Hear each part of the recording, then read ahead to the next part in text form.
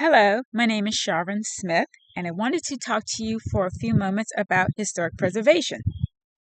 My hometown of Richmond, Virginia is filled with historic sites, like historic St. John's Episcopal Church. Built in 1741, it is the oldest church in the city of Richmond. It sits at the highest point in the city. It has the oldest graveyard in the city of Richmond, with notables like George Wythe and Edgar Allan Poe's mother, Eliza Poe, being buried there. Outside of those interesting facts about the church, it is still active, and this is the home of where Patrick Henry gave his famous "Give me liberty or give me death" speech. I think most would agree that this church is truly historic. Richmond is also the home of Six Mount Zion Church, which was founded in 1867 by the Reverend John Jasper. John Jasper became famous for his Descend du Move sermon that was preached in 1878 and went on to be delivered to black and white congregations more than 250 times. It also was delivered in front of the Virginia State Legislature. Just like St. John's Episcopal Church, Six Mount Zion still remains active and is listed on both the state and national historic registries. Again, I think most people would agree with this, that this church is historic as well. There are many old buildings in Richmond as well as other places. That leads me to ask, what is that criteria that allows some buildings to be preserved while others sit for decades and fall into ruin?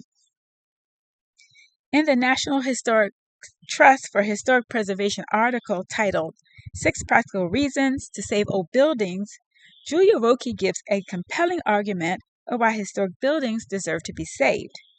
She writes, and I quote, "What is historic and worth saving varies with the beholder, but some definition is urgent. Simply put, historic means old and worth the trouble."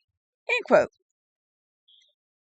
It applies to a building that's part of a community's tangible past. And though it may surprise cynics, old buildings can offer opportunities for a community's future. This article looks at the cultural and practical values of old buildings and looks at why preserving them is beneficial not only for a community's culture, but also for the local economy. Surely African American buildings check off some of the boxes on Julia Roque's list of 6 reasons to save old buildings. Number 1 on the list, simply put, is old buildings have intrinsic value. Buildings of a certain era, namely pre-World War II, tend to be built with higher quality materials, such as rare hardwoods, especially heart pine, and wood from old-growth forests that no longer exist. Pre-war buildings were also built by different standards.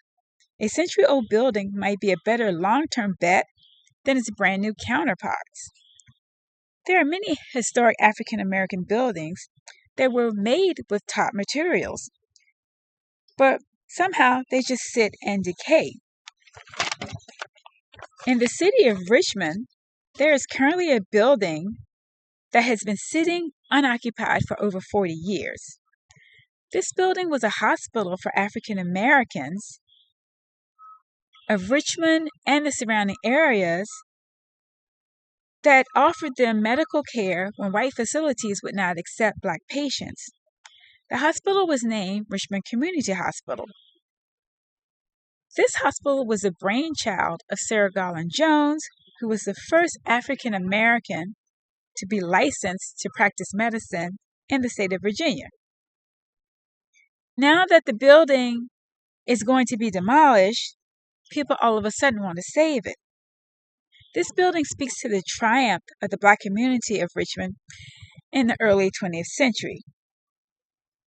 Yet it is an eyesore that was overlooked for decades. Number 2 on Roque's list is, when you tear down an old building, you never know what's being destroyed.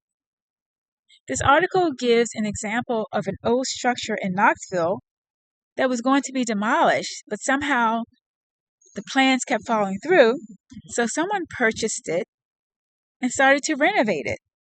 And after they started pulling the different layers away, they found drop ceilings made from hard pine wood, a front awning adorned with unusual tinted opalescent glass, and a facade lined with bright copper. Richmond had such a jewel. It was St. Luke's Penny Savings Bank, which was the first bank chartered by a woman in the United States, and it had many gems like beautiful hardwood floors and also an elevator. Maggie Walker, the bank's president, put the finest materials in her home, and she did it in her businesses as well. Yet this building sat in ruins for many years until the last maybe 2 years, and now it's an apartment building. Number 5 on the list is that old buildings are a reminder of a city's culture and complexity. By seeing historic buildings, whether related to something famous or recognizably dramatic, tourists and long-term residents are able to witness the aesthetic and cultural history of an area. Another question: who's responsible for saving historic buildings? The city of Richmond has 2 sites or 2 organizations that preserve history. One is Historic Richmond, which is the largest nonprofit group in Richmond to actively work to preserve the historic fabric of the city. They say that preservation is a funny word. It conjures up images of something frozen in time, protected under glass. Historic Richmond is not interested in hermetically sealing history. Their mission is about restoring the bridges that connect the city's yesterday with the city's tomorrows. Another agency that's a Virginia agency is called Preservation Virginia. Preservation Virginia is a privately funded, statewide historic preservation leader founded more than 100 years ago. They work to ensure the relevancy of the Commonwealth's historic places. The multifaceted and impactful nature of their advocacy program, 6 historic sites, and partnerships with other organizations has allowed them to create a holistic approach to saving the places that connect citizens to a diverse and complex history.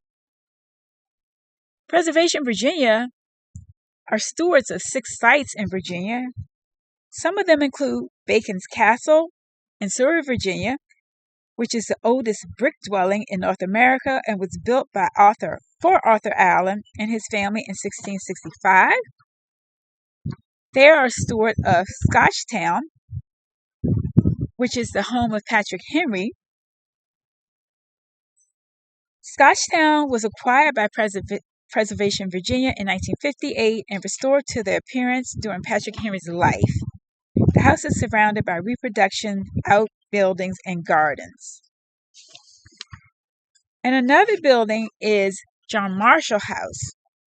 John Marshall is best known as the Great Chief Justice for his role in creating the modern Supreme Court. The Marshall home was built in Richmond's historic Court Inn neighborhood in 1790, and he lived there for more than 45 years. There are other organizations who look to preserve African American history and buildings, and one is in Portland, Oregon.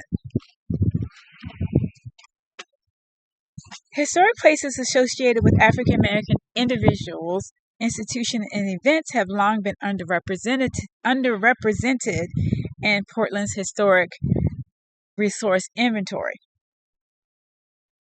Portland's historic resource inventory, including more than 700 designated landmarks and 25 designated districts, reflects a diversity of places with architectural, cultural, and historical significance. However, the inventory has long failed to recognize historic resources associated with underrepresented histories. This inequity means entire communities lack protection of their important cultural landmarks and exclude owners and tenants from their financial business benefits and historic preservation.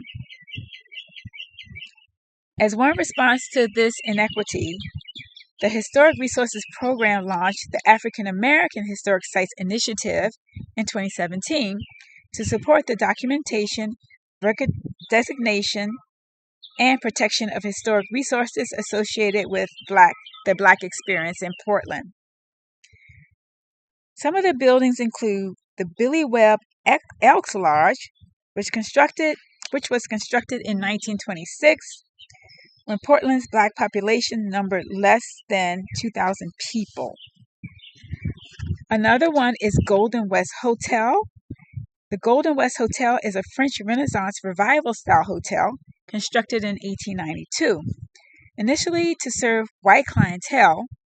Although architecturally interesting, the building is most significant for the 24-year period during which the hotel was managed by Black businessman William Duncan Allen.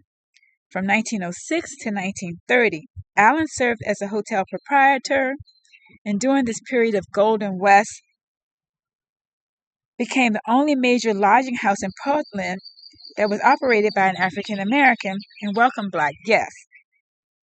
The Golden West ground floor also served as an incubator for a diverse collection of Black-owned small businesses serving a predominantly, if not exclusively, African American clientele during the 1910s and 1920s.